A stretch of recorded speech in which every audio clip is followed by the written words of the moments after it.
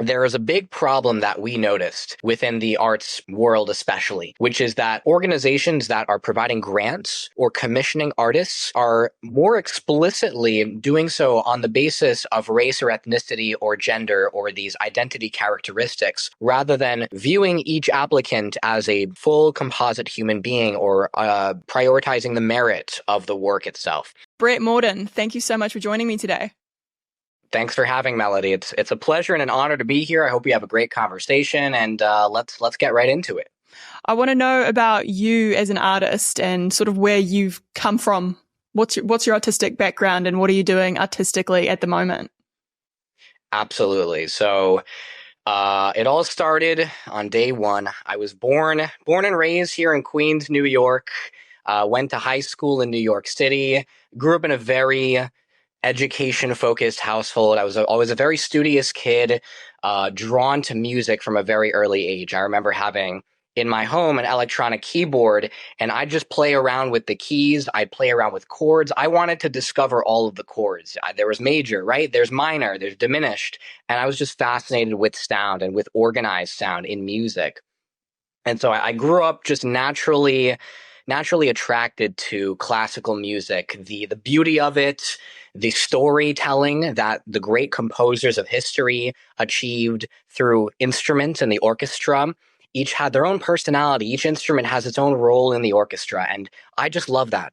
I found it so beautiful. I used to listen to Holst and Tchaikovsky and Mahler and Shostakovich. And when I was a kid growing up in high school, I was so inspired by their work that I was like, I have to write my own music. I had music in my head. I had melodies in my head. I like your name. It's musical. And so I grew up just as a hobby throughout high school and college writing music. I started really off as a composer by hobby and then by trade. Got more serious about music in college. So I grew up in New York. I went to Columbia University, studied music, and that's where I really found it was my calling. I found such beauty and meaning in all of it. And that's when I got into jazz as well, which is a big part of my professional life now. I'm sure we'll talk more about that. And in college and still today, I started conducting. And so I really found a home, a musical and artistic and creative home for myself on the podium. I love leading rehearsal. I love conducting. I love being at the front and directing the action musically or in other ways, like with Fair in the Arts, which we'll talk about, right? And I conducted all throughout college, music directed shows. I just wanted to grab every opportunity possible. That's the kind of person I am. I've always been inspired by excellence and greatness. And when I remember the first piece of classical music that really inspired me was Jupiter from the Planets by Gustav Holst. It was epic. It was heart-wrenching. It was glorious. And I listened to this. And I thought to myself, if Gustav Holst can write such beautiful, moving, powerful music like this, I can too. Because we're not so different, him and I. We're both human.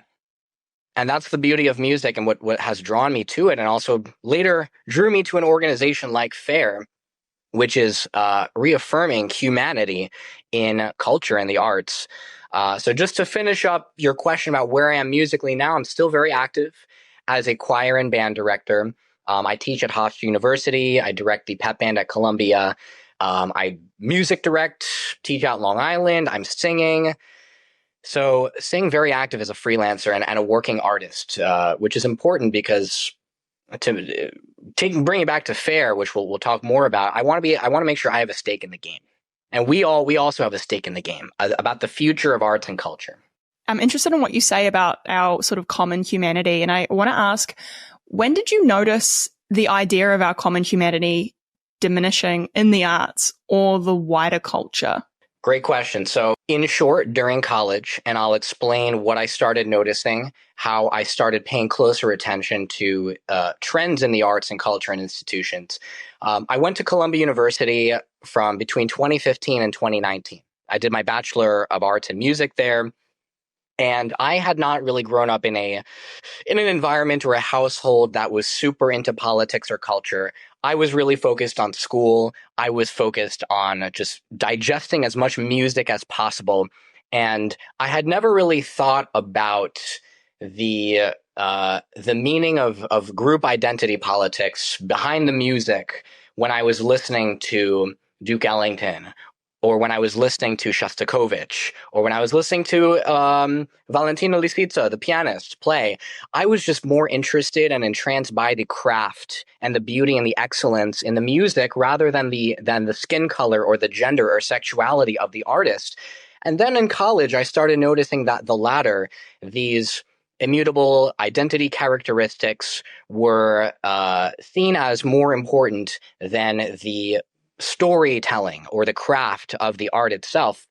And I noticed this specifically really ramping up in the late 2010s. As a composer, I was always interested in what opportunities are out there for me to get my work performed or to find commissions or calls for scores. I used to browse these websites that had all these opportunities, like a list of commissions, calls for scores, competitions. And I started noticing that more and more of these were specifically for women only or for LGBTQ composers, or they were segregating based on these group identity characteristics that supposedly had something interesting about them that needed to be prioritized over being a straight or being white or being male, which the way I grew up, the household I grew up in, the culture I grew up in, I was taught to respect each person's individual dignity and understanding that everybody has their own life story. Everybody comes from a different place in life, a different set of a different culture, a different socioeconomic class. Everyone has their own story. And you can't generalize about a whole group of people based on one thing. You can't say all black people are X or all gay people are Y or all white people are Z. That's just not true. And the reason my family came to America from the former Soviet Union, as both sides immigrated here, was because they love that culture and what was baked into Americanism of individuality, of embracing the individual and the opportunity we have. To bring it back to the arts, so I started noticing this emphasis on identity politics being the driving force behind who was being commissioned or who was being programmed around college. I was also noticing that being a composition student at Columbia, a lot of my peers, a lot of my undergraduate and graduate peers, we were writing music that was very atonal, very avant-garde. How do you make sense of music that sounds, I guess, untypical or abnormal or avant-garde? And I found that a lot of my peers, myself included as well, my teachers, we were leaning on the artist statement of saying this composition, this represents my struggle with XYZ. This represents the victim overcoming the victor in society. And a lot of it was very political in nature and often one-sided. And I felt a little bit stifled as an artist, as a composer. And I felt that I wasn't being appreciated for my work, and that people were looking at me more in terms of my what's on the outside, if I'm diverse enough, or if I fit these quotas, rather than listening to my music. All that being said, I am fortunate that I've had many opportunities. I've had many wonderful mentors. My career hasn't directly suffered in any way because of this increasing culture of identitarianism overcoming the arts. In many ways, it helped me become more resolved in my mission to champion a better vision for the arts, which led me to the organization that brought us together, which is FAIR. Yeah, let's talk about that. Let's talk about FAIR. You are the managing director of the FAIR and the Arts team. But first of all, can we talk about what FAIR is? Absolutely. So FAIR is a nonprofit, nonpartisan organization that's dedicated to advancing civil liberties for all individuals and advancing a common culture based on fairness, understanding, and humanity.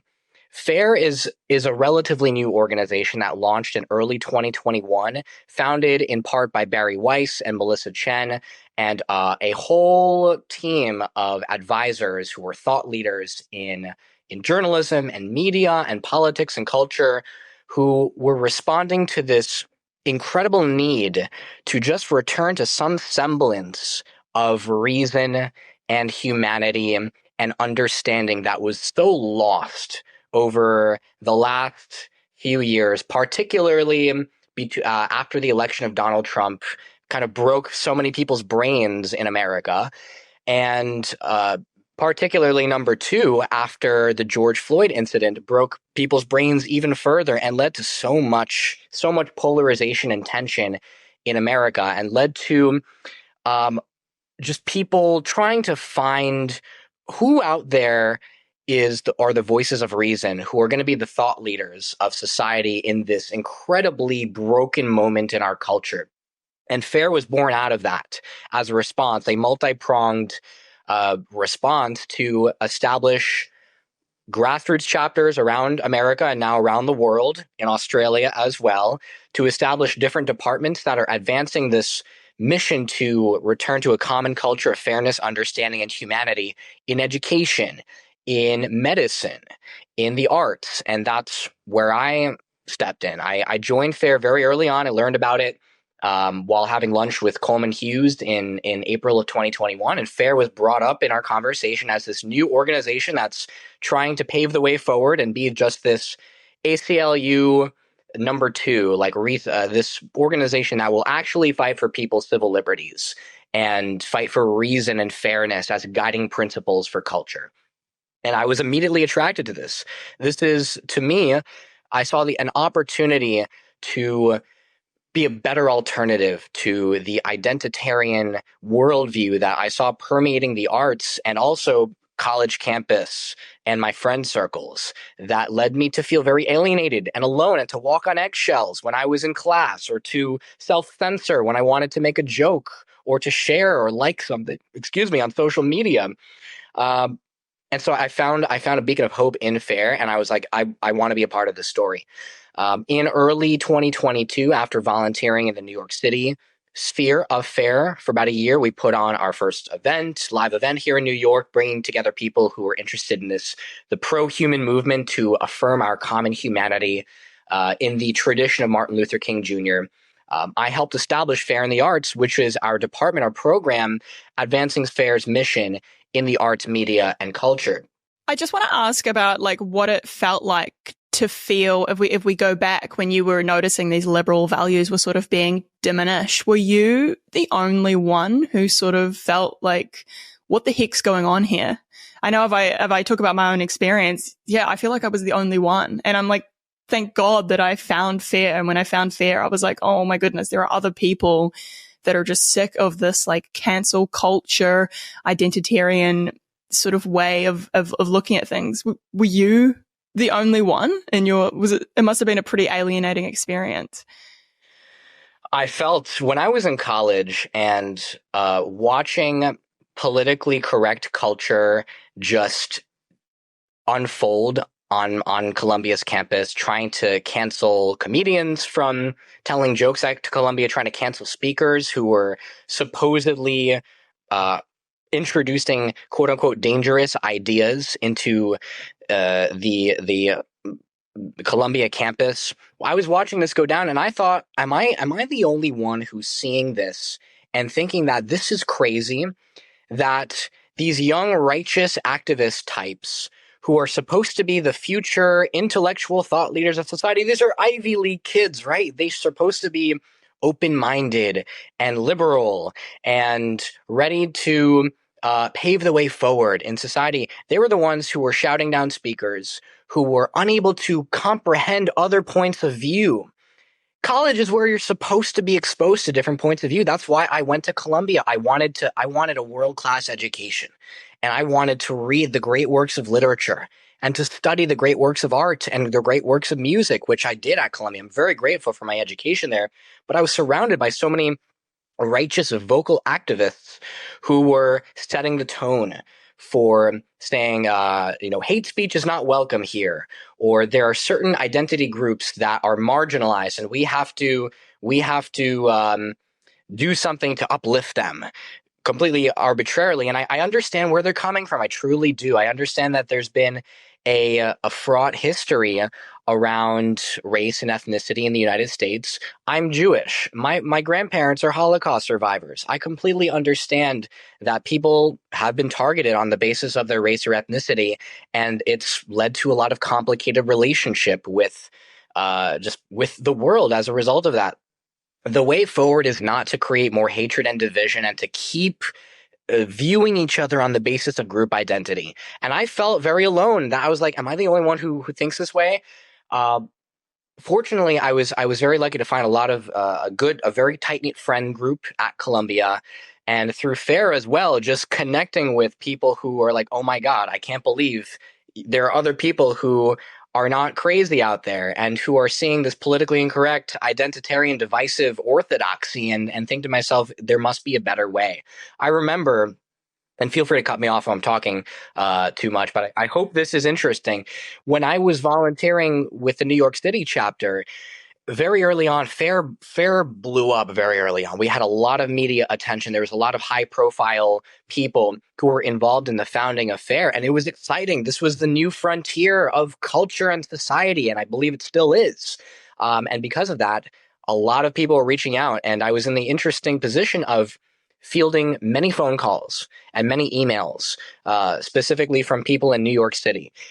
And I remember going on long walks around my neighborhood here in Queens on a beautiful spring day in 2021, just with these long, engaging conversations with parents, a lot of young professionals who are like, I can't believe my child is being taught in their classroom that, blacks are oppressed and whites are the oppressors in society. This is not how I raised my child. They were doing an exercise that split people up into their ethnic groups and assigned victimhood status. This is unbelievable. And I feel like this is what the parents were telling me. A lot of people telling me that they felt they were going mad and that the world was going mad. And they were so relieved to find just an organization that had the vision and the courage to say, no, we cannot lose sight of the fundamental principles that have led to the flourishing of society, and especially Western society, of treating each other as individuals worthy of respect and dignity, of seeing the fellow human being first. That's really FAIR's ethos, is just returning to the idea of let's see our fellow human being first and see what happens and see what good we can do in the world when we use that as a starting principle. And this is not a new idea, by the way. This is the golden rule. This is Confucius. This is Jesus Christ. This is Martin Luther King Jr. FAIR is I see our mission as reprising, as advancing a renaissance of these guiding principles in culture and society and in the arts as well. And so to answer your question, I did feel I was alone very often, but I found such a breath of fresh air feeling just talking with people in FAIR, meeting people like you, Melody, meeting a lot of our colleagues, our fellow artists who realize we are not alone. We want to come together and build a community and be the thought leaders, be the future. I totally agree. It's very refreshing to find others like us. The thing I'm confused about is we are the dissenters or the heterodox. Yeah. And that confuses me because, I mean, the ideas of FAIR sound amazing, like, freedom of expression, common humanity, all these things that we've just talked about are diminishing in the arts. I don't understand, why are we the minority? I don't think we are the minority, Melody. I think there is, and if there's working with FAIR over these last few years has taught me a lot of things and has just given me such a deep perspective on the issues facing ordinary people and artists when it comes to culture. And I believe we are not in the minority. Most people out there, I believe, truly are decent people who are trying to make an honest effort to live a good life.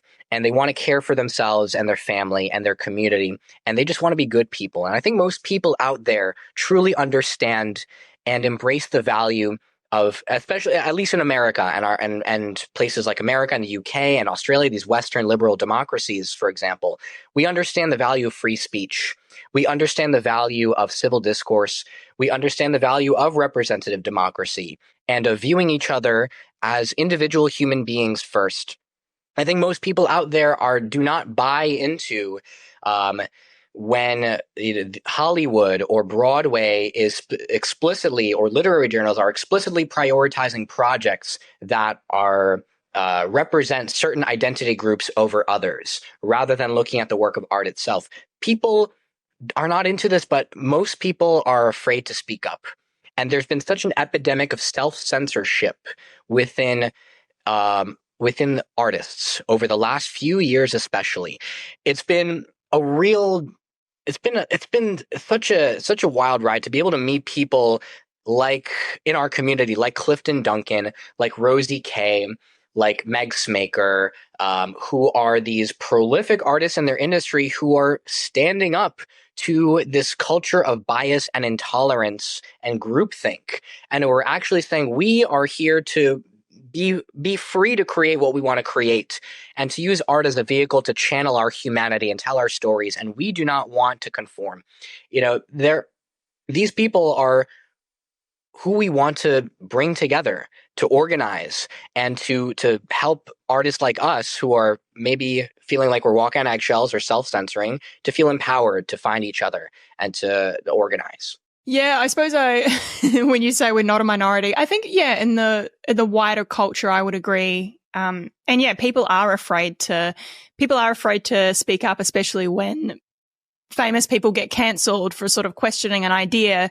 I mean, we see what happens to Dave Chappelle, or I mean, he's not cancelled, but the sort of rallying against him, threatening to sort of walk out of Netflix just because he's making a joke, or the J.K. Rowling. It's like they serve as sacrificial lambs for the rest of us, and yeah, cause us to self-censor. It's like no one wants to be cancelled. To your point, most people, I believe, if they hear about what happened to J.K. Rowling or Dave Chappelle, of this angry activist mob that came after them for breaching the Overton window and saying ideas that were so bigoted that they deserve to be deplatformed from everything, which I disagree with. Dave Chappelle is a comedian. He tells jokes. He tries to make us laugh, and his jokes are coming from one place. It's not of hatred or bigotry. It's trying to be funny. And people, I think most people recognize that and do not align with the small vocal minority of activists, self-righteous activists, who want to take him down for telling a joke about a perceived group of people who must be protected at all costs because they're supposedly victimized. And same with J.K. Rowling. She is a goddess of the literary world. Her contributions are undeniable. And I think most people, when they hear her stand up or say such a thing as there is biological sex and there's male and female, and people come after her for that, I think most people are on J.K. Rowling's team. And that's what I've seen at FAIR, and that's what I've seen within our community, within these independent, better alternatives cropping up, like the Free Press, like our friends at FIRE, our friends at Heterodox Academy, and Braver Angels as well. The tide is turning, Melody. I know I was feeling a little bit hopeless in 2020 and 2021, but the tide really is turning, and I think people are waking up to the craziness that's happening in culture and trying to find who is the better alternative. What's the better alternative here? That's why I came to FAIR, and that's why I'm still here. I sort of agree with you as well. That was my next question. Like, are you noticing a shift in culture? And people, I mean, the wokest, quote unquote, wokest people I know hate cancel culture. It's just like, but aren't you like the canceller? I was going to ask you, you are noticing a shift. Do you think it's because of these organizations, or are people just sick of cancel culture and group identity? And I underwent my own shift very slowly, which is how I'm recognizing this in other people. When I was in going back to my upbringing, going back to Columbia University as this, very studious intellectual music student who just wants to write music and music direct and be the music man of Columbia, which is my goal. And I still want to I want to make a mark musically on culture. I'm still a working artist, right? Going back to that, young Brent in college, I was slowly I was just paying attention to these little events that were happening that got me thinking that something's not right here. I remember when there were certain speakers, conservative speakers, who were protested from coming to campus, or their speaking engagements were dropped because somehow their ideas were too inflammatory. And I remember seeing that, and I was like, there's something not right here. Something's off here. Is that really what a university is supposed to be like? Intolerant towards other ideas that are not inciting hatred or inciting violence, but just merely exploring different perspectives on the world or different arguments about politics. I just started noticing very slowly these things. And I think a lot of people in culture, and it's in America and across the world, are noticing as well. There were a few big moments, big black swan events over the last few years that I believe woke a lot of people up. This includes the aftermath of the George Floyd incident in America, especially just the incredible eruption of chaos and violence and tension, and just destruction in American cities that followed this this tragic incident. That got people thinking something's not right here. And then COVID as well, the whole response to COVID, especially in America and even places like Canada, and it's state by state, of course, but a lot of people were just waking up to the fact that we are being misled by a lot of people in power, and maybe the government does not know what they're doing or not have our best interest at heart. It got people thinking, right? Same with now. Obviously, we're recording our conversation about a month and a half or a month and a week after the vicious attack by Hamas on Israel. That is waking a lot more people up to that there is a rot in our institutions, in our college campuses. Look at these protests. Look at these protests that are sympathizing for Hamas, that are denying the humanity of Jews because they're somehow colonizers or somehow oppressed, even though the Jewish people, if you study their history, have been oppressed throughout millennia, right? The Holocaust was not too long ago. My family remembers it. That's why they came to America. And so people are waking up because they're noticing a combination of these big black swan events and these just little things. And part of what we're trying to do with Fair and Fair in the Arts is raise awareness of what's happening in the culture, and to say, if you are feeling disenfranchised, if you are feeling alone, if you are feeling like you're walking on eggshells and you want to find a home of like-minded artists where you can feel free to be yourself and want to pave the way forward, come here. We welcome you, and you are going to join our story. Oh man, there's so much to say there. If we talk about Fair in the Arts now, what does it do? I understand you've sort of talked about like why we need it, but what does the organization Fair in the Arts do? Great. Let's get into it. So Fair in the Arts has we have a few different strategies when it comes to how do we change culture? How do we shift the needle? How do we advance and re-articulate and revive these common core principles of open-mindedness, of excellence, of creative freedom, of creativity?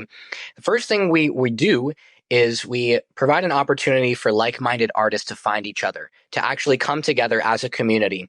When Fair in the Arts launched, our first programming we did were these monthly community meetups where we invited, if you're an artist, if you're an arts educator or practitioner, whatever your background is, come join us and let's talk about these issues and brainstorm how we can solve what's happening in our culture. And a lot of people found solace in these community meetups. I remember you came to some of the first ones. That's how we met, and that's what led us to collaborations like these. And you've collaborated, done podcasts with some of our other friends like James Beeman and Gabe Brown.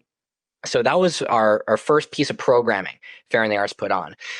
We also co-sponsored some live events, and that's what part of Fair strategy is also to put on these live events that bring people together, help minds meet, and showcase, by showing, not telling, what is a better way to do art and to make music and to come together to create culture. So we put on a film festival hosted here in New York in 2022.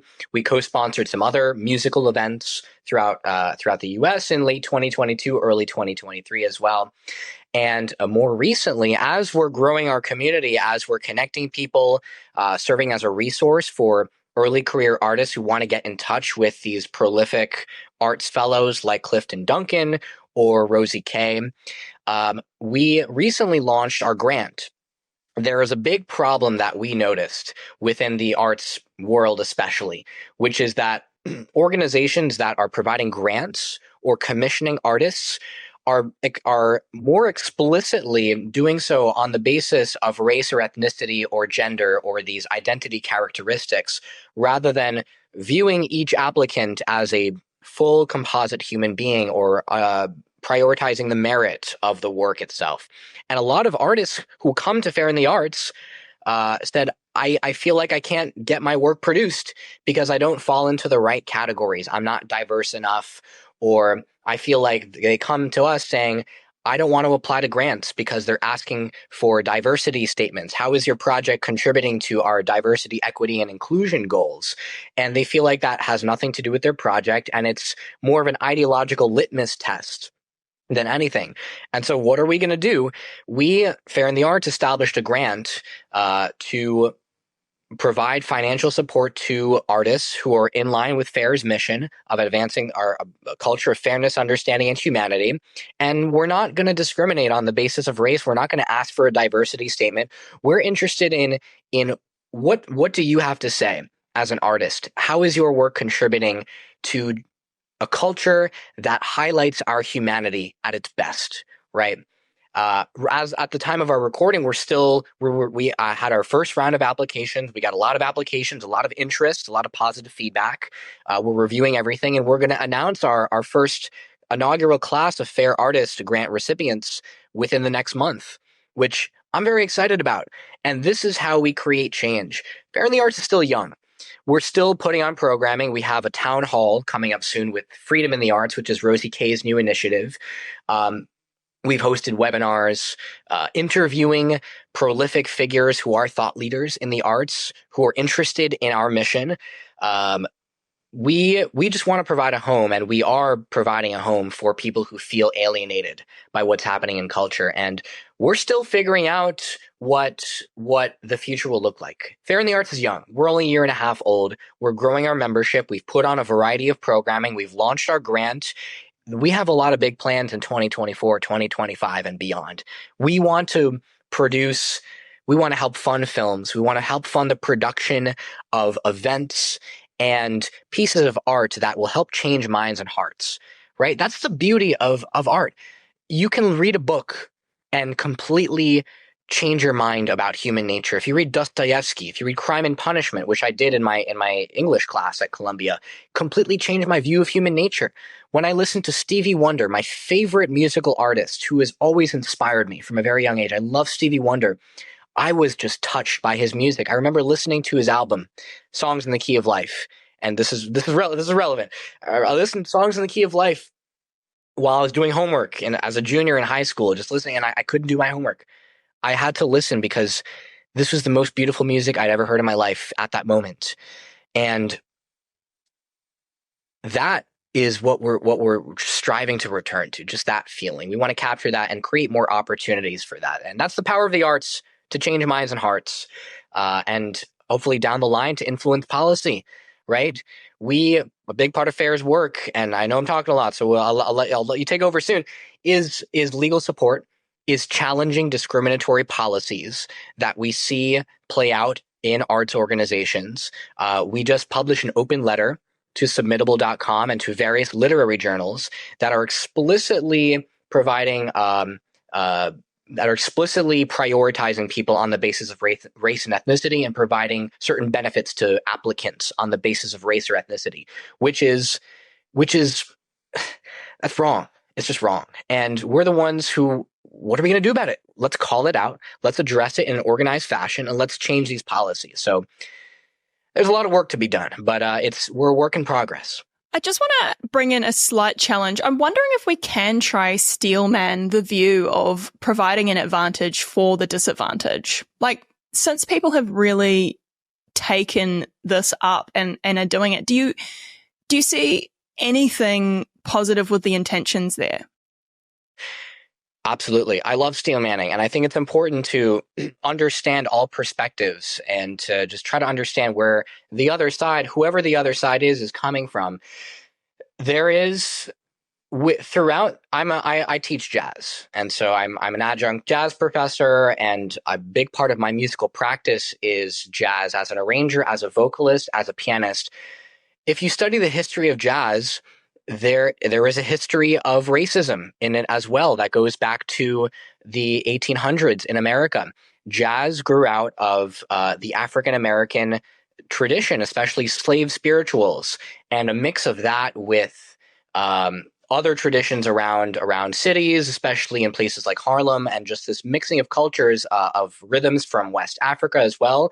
A lot of jazz musicians in the mid 1900s were barred from clubs because they were black, which is wrong. And there is a history of racism in jazz, and I completely understand the argument that it's our responsibility as a culture, as a society, to uplift people who were previously historically excluded from certain art forms. I understand that argument, right? Same thing with there was a movement recently, especially the late 2010s, to provide more opportunities to female composers, since most of the music that was being premiered or commissioned or being written by modern composers were by male composers. So there was a movement to, I remember New York Philharmonic did this 19 women, female composers being commissioned in 2019. And so their goal there was, because their argument is that women were historically underrepresented as a group within composers. So we want to bring awareness to that. We want to highlight the contributions of women to classical music. Same thing when it comes to programming Clara Schumann or other female composers throughout history. And I understand where that's coming from. And I think there's a right way to do it and a wrong way to do it. I think first of all, when I see, I'll give one more example, which is when I was a senior at Columbia, I had an incredible opportunity to write a piece of music for the wind ensemble at Columbia and to conduct it at Carnegie Hall as part of our third performance there. And the production company, Manhattan Concert Productions, that was putting on this concert series, they have a tough job of figuring out, how do we determine who we're going to put on the program? It was all new music. How do we determine what composers we want to feature at this program at the most esteemed concert hall in world history, at Carnegie Hall? And they explicitly wanted to highlight minority composers who, in their view, as they argued, were historically underrepresented on the basis of their race or their sex or gender identity. I didn't fit into that, but the reason I was able to make it onto the program is that the interesting thing about me was that I was a student composer from the ensemble performing there. If not, I wouldn't have been premiered. And I understand where they're coming from. The people who argue for that, and the organizations and institutions, I believe are many of them are coming from a good place, and they want to do something right. They think that there is an injustice that has been placed among people on the people who are black or of ethnic minorities or sexual minorities, for example, and that their job is to uplift them by giving them more opportunities. And that's affirmative action, right? That's essentially what affirmative action is. I understand the reasoning behind it. I don't think that's the right way to go about it. I think it serves to divide us and to increase our view of each other on the basis of group identity characteristics. And the right way to go about it would be to use it as an opportunity to say, there are people that anybody can be a composer, for example. You do not have to look like this person to be a composer. You do not have to be of this identity characteristic to be a composer. And I think that's the right message, that anybody can be a composer.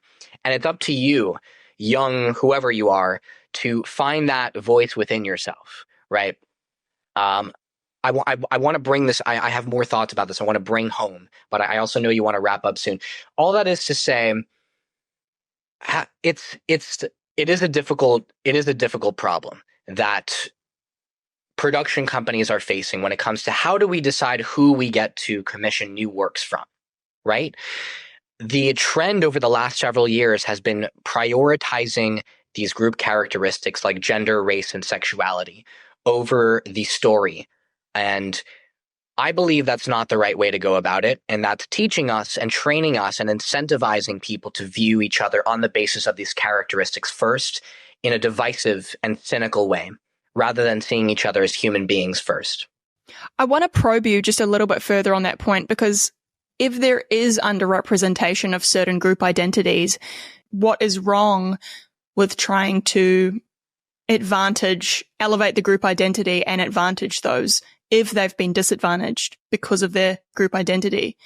Like, how else do you do it? It's not immediately obvious that for example, a Latino composer faced disadvantages in his or her life because they were of an ethnic minority. It's not immediately obvious. Just because somebody is black doesn't mean that their entire life was faced with hardships. Just because somebody is white doesn't mean that they lived a life of privilege and opulence and that they are the oppressors in society. You really have no idea what background a person comes from, because we're all individuals. And it's a leap of faith and an incorrect assumption to look at somebody and say, we have to represent this person because they come from a group that in the past has been underrepresented or faced discrimination. That's not the right way to go about it. Ibram X. Kendi says that the solution to past discrimination is present discrimination. I'm paraphrasing a bit. I believe that's wrong. And in addition to that, how do we know that identity is so complex, right? We are not just our skin color or our sex or our sexuality or whatever, our religion. That's not the most important things about us, I believe. And to treat people and view people as and see them as the most important thing about you is how diverse you are along these 3 to 5 different axes is so narrow-minded and just shows a lack of maturity and perspective, I believe. Why don't we make up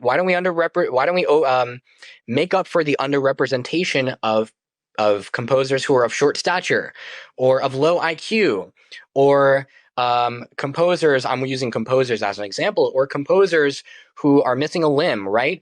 There's an infinite amount of axes on which people can be diverse, right? And why have we elevated women, gay? Right. Why have we elevated that? There is a reason. I guess the argument would be, for example, in America, women historically were not afforded the same privileges as men in the early 1900s, let's say. Or black people in America, obviously, they were legally discriminated against. And thank God we've gotten past that, right? Is there any gratitude for the advances that we made as a country during the civil rights era? Things are not as bad as they used to be, and we should be grateful for that. And we were getting closer to a society, especially in the 90s, that really treated each other as human beings first, and understanding that identity is complex. It's not just what skin color you are. That's not the most important thing about you. And when I listen to when I listen to Stevie Wonder, I'm not thinking to myself, I'm doing the right thing, listening to a black man, right? I'm more interested in the beauty of his music and the story he's telling, and I always have been, right? Okay, so It's the art, not the identity. But let me just quickly probe a little further or reiterate my question. Okay, so say women are underrepresented in the arts. How do we get more women in the arts without singling out their identity? That goes the same with gay, black, everything. Right. When I hear a statement like XYZ group is underrepresented in the arts, my first question is, what does underrepresented mean? Who is deciding that they're underrepresented in relation to what? What's the metric? What is our standard for what is the proper amount of representation? And so I think the whole concept of underrepresentation, it's not immediately obvious that it makes sense to me. And so when I hear an idea that women are underrepresented in XYZ field, women are underrepresented among criminals. Women are underrepresented among people who are incarcerated. Women are underrepresented or in relative to the 50-50 proportion of sex, male-female sex, let's say. Women are underrepresented in crab fishers or people who are working the electrical lines, these very dangerous jobs. Okay. Is that necessarily a bad thing? And is it necessarily anybody's job to fix that? Is that a problem? Men are underrepresented among many industries as well. Men are underrepresented among teachers, among nurses, among social workers. Is that a bad thing necessarily? Who is to say, right? Really, who is the authority on we have to represent more of XYZ group? Or like everything needs to be 50-50.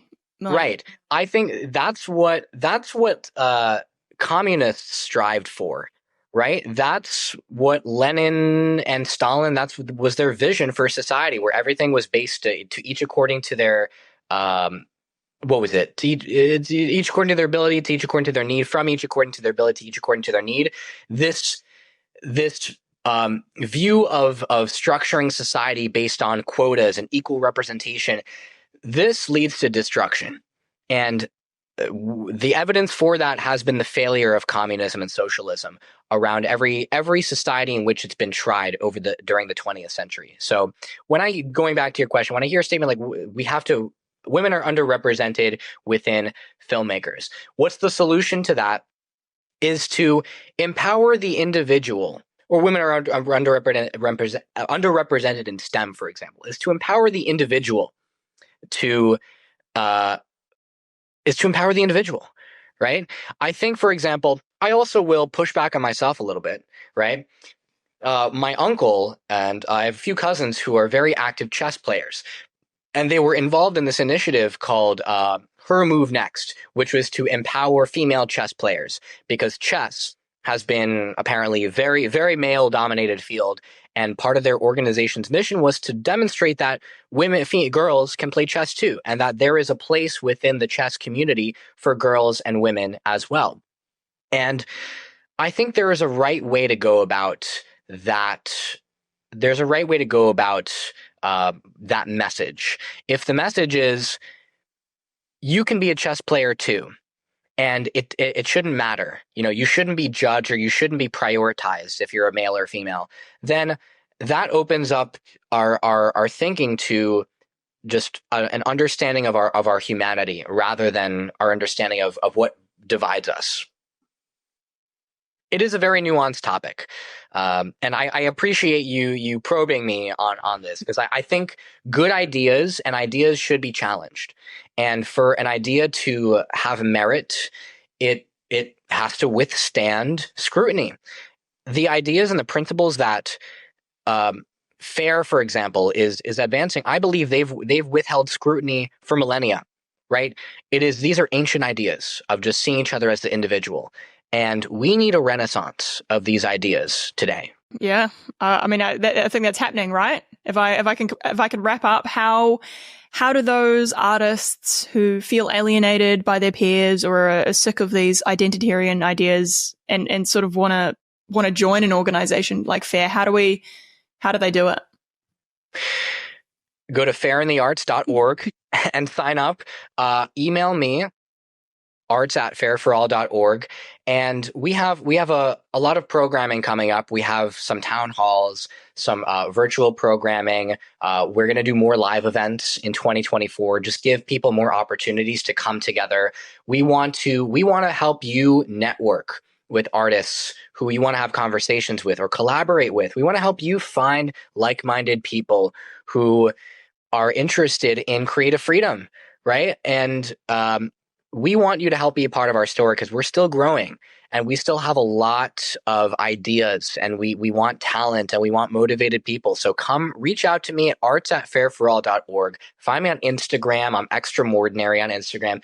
I want to hear your story, because one of the beautiful things about being involved with Fair in the Arts is just learning everyone's story and seeing where people are coming from, why they're coming to an organization like Fair, and understanding how we can help you. Yeah, that's really cool, man. I'll chuck all those email addresses and all those links in the show notes. Otherwise, I really appreciate you coming on today. It's been awesome. Melody, I'm so glad we had this opportunity to chat, and we'll keep the conversation going. Thank you again for having me. Thanks, man.